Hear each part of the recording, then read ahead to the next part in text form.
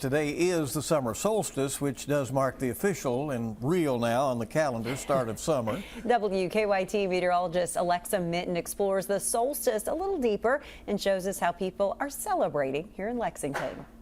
The summer solstice marks the longest day of the year, allowing people all over the northern half of the world to enjoy some extra daylight.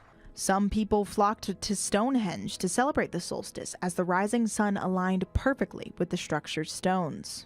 Others may use the solstice to find inner equilibrium and set their summer intentions through sunrise yoga events and sound bath healing seminars.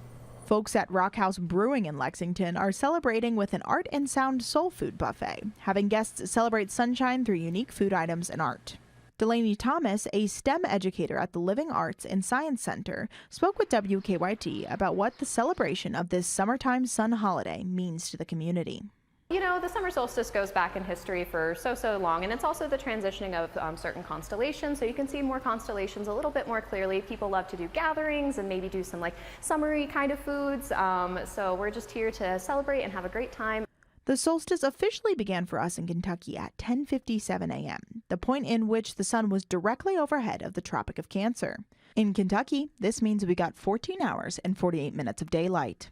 At the Living Arts and Science Center, students took a few hours at their summer camp to celebrate the solstice in their own way, making model clay suns and learning about the sun in their on-site planetarium. Space is so magical. There's so much that we can learn about space, and that's what the center is all about. We are inspiring younger learners, but also lifelong learners as well, and I think that we can do that with the summer solstice as well. So no matter how you celebrate the summer solstice, getting extra hours of daylight will certainly brighten anyone's day. Everything eventually connects all around, especially with the space and the wonderful world around us. In Lexington, Alexa Minton, WKYT.